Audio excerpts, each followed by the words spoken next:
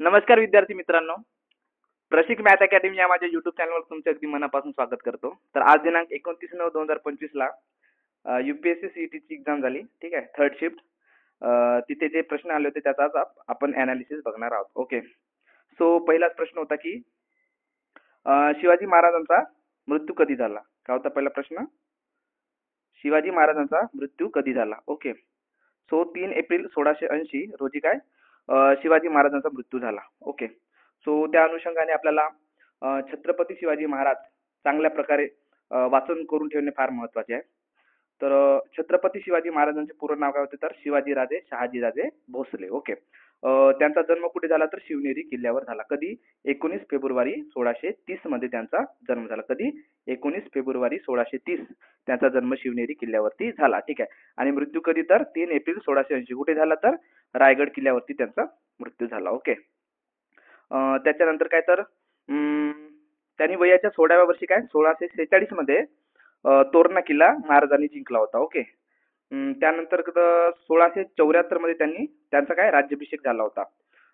त्याच्यानंतर मग 1649 मध्ये त्यांनी जिंजी किल्ला, जो आता त्याला काय तर युनेस्को वर्ल्ड हेरिटेज साईटचा दर्जा मिळालेला आहे. ठीक आहे. किती? टोटल 12 गड किल्ल्यांना युनेस्को वर्ल्ड हेरिटेज साईटचा दर्जा मिळाला आहे. त्यापैकी महाराष्ट्राचे किती? 11 आणि तामिळनाडूचा आपला कर्नाटकचा 1 जिंजी किल्ला. ओके. तर महाराजांनी कधी 1649 मध्ये जिंजी किल्ला जिंकला होता. ओके. त्याच्यानंतर मग पेशवे किती होते? तर पेशवे कोण होते त्यांच्या काळात? तर मोरोपंत पिंगळे. ओके. त्यांचे अष्टप्रधान मंडळ सुद्धा आपल्याला लक्षात ठेवावे लागतील. त्यानंतर मग शिवाजी महाराजांना संतती किती होत्या? तर 8 संतती होत्या. ठीक आहे. छत्रपती शिवाजी महाराजांना किती संतती होत्या? 8 संतती होत्या. ठीक आहे. त्याच्यानंतर नेक्स्ट क्वेश्चन. तर शिवाजी महाराजांचा मृत्यू कधी झाला? 3 एप्रिल 1680 आणि जन्म कधी? 19 फेब्रुवारी 1630 मध्ये जन्म झाला. ओके. त्याच्यानंतर नेक्स्ट क्वेश्चन. भारताचा नेपोलियन कोणाला म्हटले जाते? ठीक आहे. भारताचा नेपोलियन कोणाला म्हटले जाते? तर समुद्रगुप्ताला काय भारताचा नेपोलियन म्हटले जाते. ओके. त्यानंतर प्रश्न होता की गुलाम वंशाची स्थापना कोणी केली? ठीक आहे. तर दिल्ली येथील कुतुबुद्दीन ऐबक यांनी काय केलं होतं? तर गुलाम वंशाची स्थापना, आपण त्याला स्लेव्ह डिनॅस्टी सुद्धा म्हणतो. तर स्लेव्ह डिनॅस्टीची स्थापना कोणी केली? कुतुबुद्दीन ऐबक यांनी केली. कुठे? दिल्ली येथे. ओके.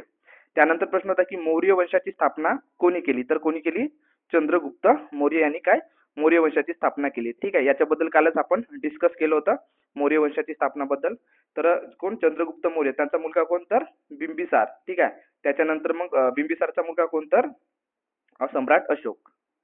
तर काय बिंबिसार नाही, बिंदुसार. ठीक आहे. चंद्रगुप्त मौर्यांचा मुलगा कोण? बिंदुसार. आणि बिंदुसारचा मुलगा कोण? तर सम्राट अशोक. ओके. तो मौर्य वंशाची स्थापना कोणी केली? चंद्रगुप्त मौर्य यांनी केली. कधी? इसवी सन पूर्व सुमारे 321 ते 297 मध्ये त्यांनी काय मौर्य वंशाची स्थापना केली. त्यानंतर काय लॉर्ड डलहौसीचा सर्वात महत्वाचा सिद्धांत कोणता होता? ठीक आहे. तर डॉक्टर ऑफ लिप्से. ठीक आहे. कोणाच्या काळात सुरू झाला होता? तर लॉर्ड डलहौसीच्या काळात झाला होता. ठीक आहे. यानुसार काय तर संस्थान काय खालचं करण्यात आलेले होते. तर सगळ्यात पहिला त्यांनी कोणते संस्थान खालसा केले होते? तर सातारा संस्थान काय त्यांनी खालसा केलेले होते 1856 मध्ये. ओके. सो लॉर्ड डलहौसीचा सिद्धांत म्हणजे कोणता? तर डॉक्टर ऑफ लिप्से. ठीक आहे. तर प्रश्न असा होता की जो डॉक्टर ऑफ लिप्से म्हणजे राजकीय विलीनीकरणाचा सिद्धांत कोणी मांडला? तर तो लॉर्ड डलहौसीच्या काळात सुरू झालेला होता. ठीक आहे. लॉर्ड डलहौसीने तो सिद्धांत मांडला. त्यानंतर नेक्स्ट क्वेश्चन.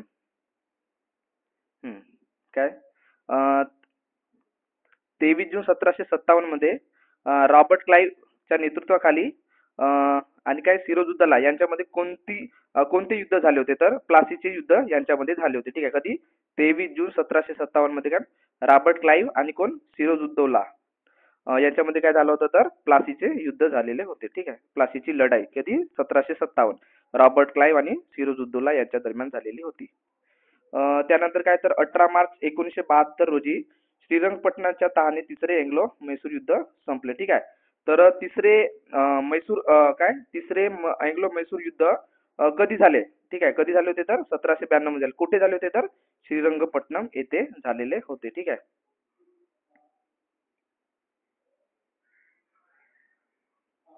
त्याच्यानंतर काय तर चिमाजी अप्पाजी हे मराठा साम्राज्यातील सर्वात आघाडीच्या लष्कर सेना म्हणजे प्रश्न असा होता की छत्रपती शिवाजी महाराजांच्या अष्टमंडळामधील सर्वात महत्वाचा काय एक मिनिट सर्वात महत्वाचा अधिकारी कोण होता? तर कोण होते? चिमाजी अप्पाजी. काय? चिमाजी अप्पाजी काय मराठा साम्राज्यातील सर्वात आघाडीच्या लष्कर सेनापतीपैकी ते एक होते, ज्यांनी काय पोर्तुगीजांचा दारुण पराभव केला होता. ठीक आहे काय? पोर्तुगीजांचा दारुण पराभव केला होता. पेशवे बाजीराव प्रथम यांचे धाकटे भाऊ चिमाजी अप्पा यांच्या नेतृत्वाखाली मराठ्यांनी काय 17 फेब्रुवारी 1739 रोजी वसईच्या लढाईत पोर्तुगीजाचा पराभव केला होता. ठीक आहे. तर प्रश्न नेमका का होता ते मला तुम्ही कमेंट बॉक्समध्ये सांगा की वसईच्या लढाईमध्ये पोर्तुगीजचा पराभव मराठ्यांनी कोणाच्या नेतृत्वाखाली केला असा प्रश्न होता की शिवाजी महाराजांचं काय शिवाजी महाराजांच्या प्रशासनात महत्वाचा अधिकारी कोण होता याचा प्रश्न होता. ते तुम्ही मला कमेंट बॉक्समध्ये सांगा. तर काय 17 फेब्रुवारी 1739 रोजी वसईच्या लढाईत पोर्तुगीजचा पराभव कोणी केला? तर चिमाजी अप्पा यांनी काय पराभव केला. ओके.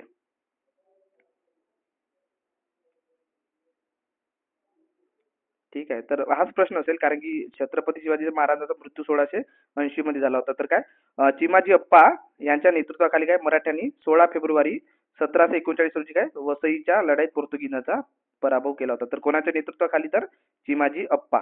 ठीक आहे.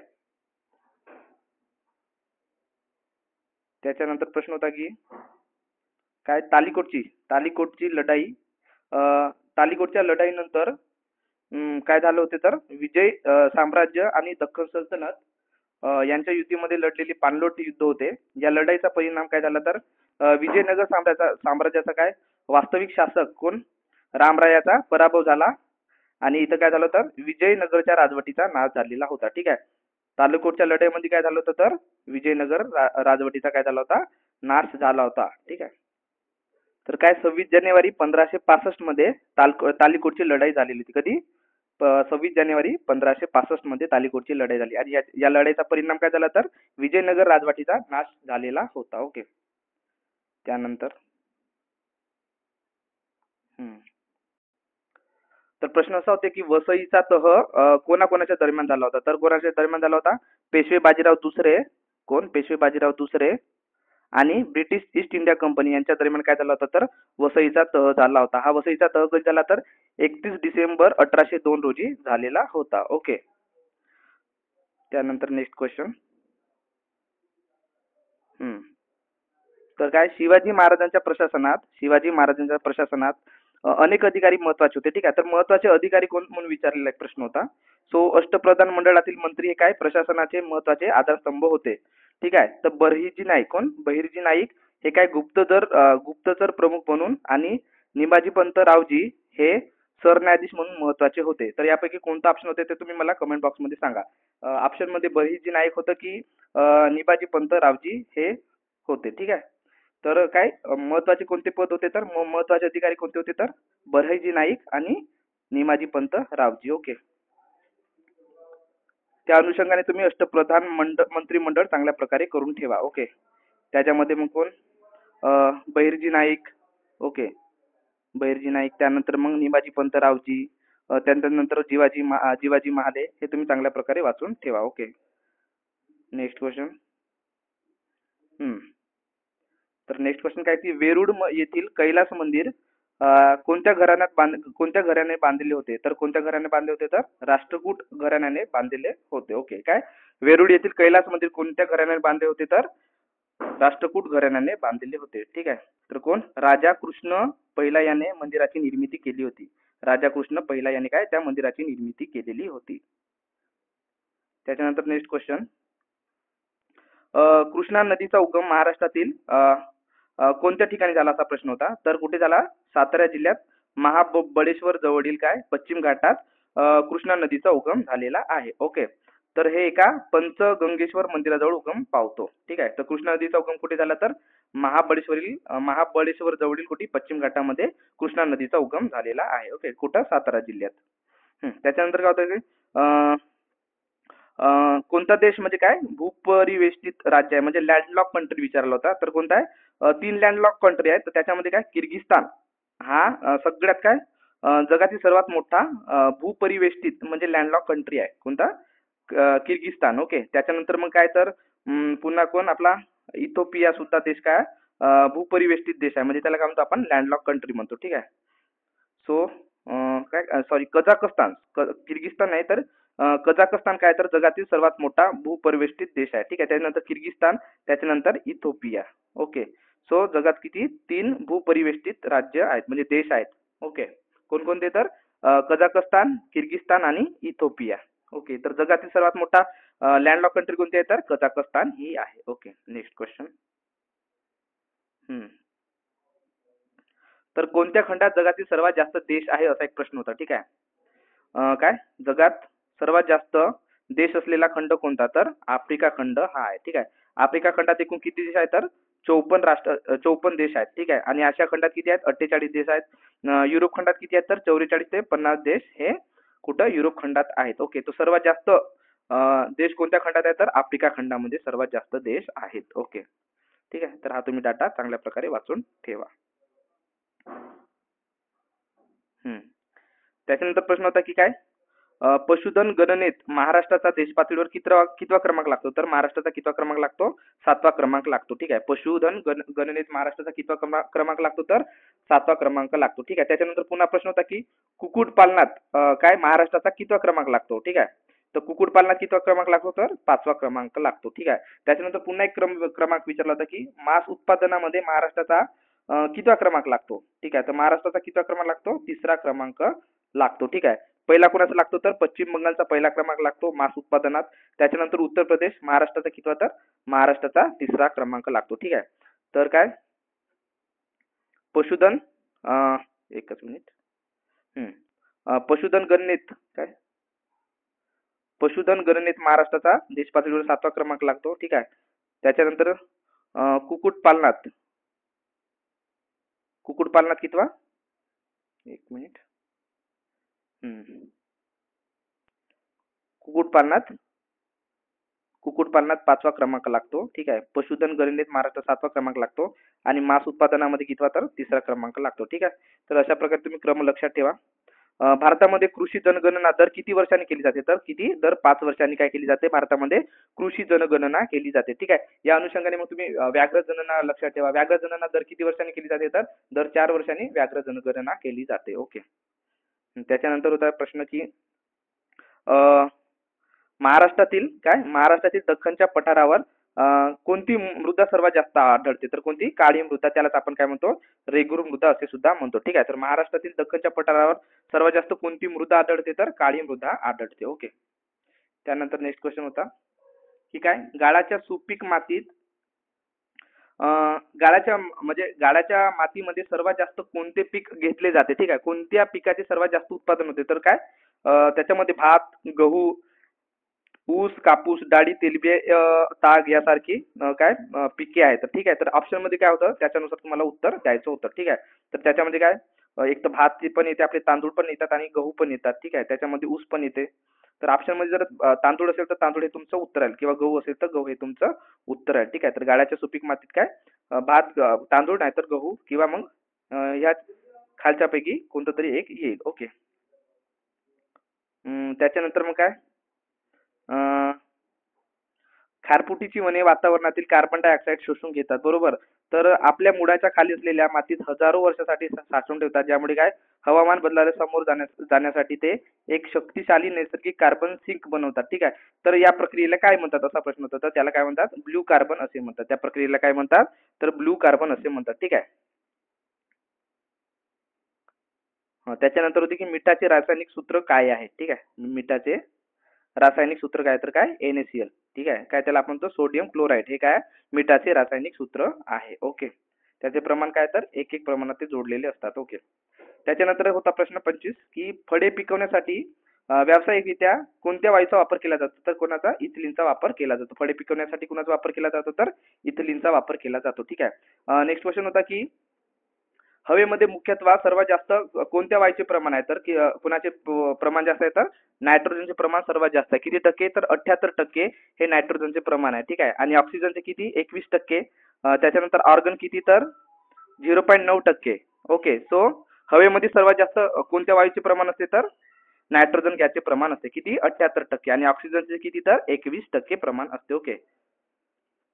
त्याच्यानंतर प्रश्न होता की मानव निर्मित रेफ्रिजरंट वायू कोणता, तर कोणता CFC, आपण त्याला फ्लोरोकार्बन म्हणतो. ठीक आहे, तर हा मानव निर्मित रेफ्रिजरंट वायू आहे. हम्म. त्याच्यानंतर करंटचे प्रश्न होते की आता जे 2028 ची काय ऑलिम्पिक होणार आहे. ठीक आहे, त्याच्यामध्ये मेन्सच्या किती टीम, 6 टीम्स, आणि वुमनच्या किती, 6 टीम्स, टोटल किती 12 टीम पार्टिसिपेट होणार आहेत. ओके, मेनच्या किती 6 टीम आणि वुमनच्या किती 6 टीम, अशा टोटल 12 टीम कुठे, तर 2028च्या ऑलिम्पिक क्रिकेट जे होणार आहे. ठीक आहे, तर तिथे हे किती 6 टीमा एड होणार आहेत. ओके, त्याच्यानंतर मग काय तर प्रश्न क्रमांक 30, ब्राझीलमध्ये झालेल्या 2025च्या विश्व बॉक्सिंग कपमध्ये कोणत्या भारतीय बॉक्सरने काय सुवर्ण पदक जिंकले, तर कोणी, हितेश गुलिया. हितेश गुलियाने काय तर ब्राझीलमध्ये जे 2025चा वर्ल्ड बॉक्सिंग चॅम्पियनशिप झाली त्याच्यामध्ये काय सुवर्ण पदक जिंकले, कोण, हितेश गुलिया. त्याच्यानंतर नेक्स्ट क्वेश्चन काय तर महाराष्ट्र विधानसभेचे सध्याचे अध्यक्ष कोण आहे, तर डॉक्टर राहुल नार्वेकर हे काय तर महाराष्ट्र विधानसभेचे अध्यक्ष आहेत. त्याच्यानंतर काय तर भारताच्या संविधानातील काय 61वी घटना दुरुस्ती विचारली होती. 61वी घटना दुरुस्तीनुसार काय बदल करण्यात आले होते, तर काय निवडणुकीसाठी मतदानाचे वय, ठीक आहे, राज्याच्या विधानसभा निवडणुकीसाठी मतदानाचे वय 21 वर्षावरून कमी करून किती करण्यात आले होते, तर 18 वर्ष करण्यात आलेले होते. ओके, त्याच्यानंतर नेक्स्ट क्वेश्चन होता तर 74वी घटना दुरुस्ती कशा संबंधी आहे. ठीक आहे, भारतीय संविधान 1992 मध्ये ते काय लागू करण्यात आली होती की 1992 ची 74वी घटना दुरुस्ती 1993 मध्ये लागू झाली. तर ही कशा संबंधी होती, तर शहरामधील स्थानिक स्वराज्य संस्थांना म्हणजे काय नगरपालिकांना घटनात्मक दर्जा दिला गेला. ठीक आहे, त्यामुळे काय झालं, तर शहरी स्थानिक शासनाच्या लोकशाही प्रक्रियेला काय बळ मिळाले. तर कोणती घटना दुरुस्ती होती ती 74वी घटना दुरुस्ती, कधीची 1992 ची. ओके, तर त्याच्यानुसार काय झालं होतं, तर शहरामध्ये स्थानिक स्वराज्य संस्थांना महानगरपालिकांना घटनात्मक दर्जा देण्यात आलेला होता. ठीक आहे, आणि 73व्या घटना दुरुस्तीने काय झालं होतं, तर 1992च्या, तर याच्याने काय तर जे आपली ग्रामपंचायत असते तिला काय घटनात्मक दर्जा देण्यात आलेला होता. ओके, त्याच्यानंतर काय तर भारतीय घटनेचे कलम काय 40 हे काय कशाशी संबंधित आहे असं विचारलं होतं. ते कशाशी संबंधित आहे, ग्रामपंचायतीच्या संघटनेशी संबंधित आहे. ठीक आहे, त्याच्यानंतर प्रश्न होता की भारतीय राज्यघटनेतील कलम 44 हे कशा संबंधित आहे, तर हे कशा संबंधित आहे, समान नागरी संहितेविषयी समान. ठीक आहे, युनिफॉर्म सिव्हिल कोड या संबंधित हे कलम 44 आहे. ओके, त्याच्यानंतर प्रश्न क्रमांक 36 काय, तर कलम 22 काय, कलम 22 हे भारतीय राज्यघटनेतील कशा संबंधी आहे. ठीक आहे, कलम 22 हे कशा संबंधित आहे, तर जे काय करते अटकेपासून आणि काही प्रकरणामध्ये प्रतिबंधनात्मक अटकेपासून संरक्षण प्रदान करते. ठीक आहे, वॉरंटशिवाय आपल्याला अटक करता येत नाही कलम 22 नुसार. त्याच्यानंतर काय DPSP वर एक प्रश्न होता की खालीलपैकी कोणता घटक हा DPSP मध्ये मोडत नाही. ठीक आहे, खालीलपैकी कोणता अनुच्छेद किंवा कोणती कलम हे काय DPSP शी संबंधित नाही, म्हणजे राज्य धोरणाच्या मार्गदर्शक तत्वाशी संबंधित नाही. Okay, directive principle of state policy संबंधित नाही. तर कुठे येते हे DPSP कुठे येते, तर राज्यघटनेच्या भाग 4 मध्ये येते. ठीक आहे, कलम कितीपासून ते कितीपर्यंत, कलम 36 ते कलम 51 मध्ये समाविष्ट आहे. ओके, त्याच्यानंतर काय तर अविश्वास प्रस्तावावर एक प्रश्न होता की काय अविश्वास प्रस्ताव हा फक्त कुठे लोकसभेत मांडला जातो. ठीक आहे, भारतीय संसदेचे आपण त्याला कनिष्ठ सभागृह म्हणतो. ठीक आहे, मांडता येतो कुठं, लोकसभेतच मांडता येतो. किमान किती 50 लोकसभा सदस्यांनी त्याला पाठिंबा दिल्यानंतर काय सभापती परवानगी देऊ शकतात आणि सभागृहातील कामकाजाची स्थिती काय विचारात घेतल्यानंतर या चर्चेसाठी एक दिवस किंवा दिवसाचा काही भाग काय करायला जातो, वाटप करू शकतो. ठीक आहे, तर प्रस्तावावर एक प्रश्न होता, तर तुम्ही अविश्वास प्रस्ताव चांगल्या प्रकारे वाचून घ्या. ठीक आहे, त्याच्यानंतर काय किडनीचे मुख्य कार्य काय असा एक प्रश्न होता. काय किडनीचे मुख्य कार्य कोणते, ते मुख्य कार्य कोणते आहे, तर रक्त साफ करणे. ठीक आहे, त्याच्यानंतर काय शरीरातील कचरा आणि विषारी पदार्थ बाहेर काढून टाकणे हे काय किडनीचे मुख्य कार्य आहे. त्याच्यानंतर खूप सोपी प्रश्न होता की काय महाराष्ट्राची निर्मिती कधी झाली, महाराष्ट्राची निर्मिती कधी झाली, तर 1 मे 1960 मध्ये काय महाराष्ट्राची निर्मिती झाली. ठीक आहे, त्याच्यानंतर प्रश्न होता की नक्षलग्रस्त जिल्हा कोणता, तर गडचिरोली जिल्हा हा काय नक्षलग्रस्त जिल्हा आहे. त्याच्यानंतर काय तर मुंबईमधील राष्ट्रीय उद्यान कोणते, तर कोणते आहे, संजय गांधी राष्ट्रीय उद्यान हे काय मुंबईमधील राष्ट्रीय उद्यान आहे. ठीक आहे. त्याच्यानंतर प्रश्न होता की राज्याचा अर्थसंकल्प केंद्रापासून कधी वेगळा करण्यात आला? तर कधी वेगळा करण्यात आला? भारत सरकार अधिनियम 1919 लागू झाल्यानंतर काय राज्य आणि केंद्राचा अर्थसंकल्प वेगळाच करण्यात आला. कधी? 1919च्या कायद्याने. तर त्याच्यानंतर होता की इराण इस्रायल युद्धाच्या वाढीनंतर इराणमधून भारतीय नागरिकांना बाहेर काढण्यासाठी भारताने सुरू केलेले निर्वासन ऑपरेशन कोणते? तर कोणते ऑपरेशन होते? ऑपरेशन सिंधू. कोणते ऑपरेशन होते? ऑपरेशन सिंधू. ठीक आहे. Operation operation Sindhu. ठीक आहे. तर अशा प्रकारे मुलांनी मला 44 प्रश्न पाठवले. कितवी हे शिफ्ट होती? 29/9/2025 ची थर्ड शिफ्ट होती. त्याचे प्रश्न मला मिळाले. ठीक आहे. बाकी प्रश्न पण आहेत. आता उद्या मी ते सर्व प्रश्न टाकेन. ठीक आहे. जवळपास 70च्या जवळपास प्रश्न मला मिळाले आहेत. ठीक आहे. तर इथे मला 44 प्रश्न मी आता एडिट केले. त्याच्यानंतर उद्या मग मी 35 ते 40 प्रश्न सकाळचे त्या दोन्ही शिफ्ट झाल्या, फर्स्ट शिफ्ट, सेकंड शिफ्ट आणि थर्ड शिफ्टचे तर मिळाले 70 प्रश्न. पण सेकंड शिफ्टचे पण काही 25 ते 30 प्रश्न आहेत आणि फर्स्ट शिफ्टचे पण काही प्रश्न आहेत. तर ते मी उद्या एक पूर्ण व्हिडिओ घेऊन येईल त्याचा आणि उद्याच्या शिफ्टचे सगळे प्रश्न सुद्धा घेऊन येईल. ठीक आहे. उद्या माझा पेपर आहे. त्याच्यामुळे उद्या मी सगळे प्रश्न डिटेलमध्ये घेऊन येईल. ओके. तर तुम्हाला व्हिडिओ आवडला असेल तर लाईक करा, मित्रापर्यंत शेअर करा आणि जर माझ्या चॅनलवर तुम्ही नवीन असाल तर सबस्क्राईब करायला विसरू नका. धन्यवाद विद्यार्थी मित्रांनो.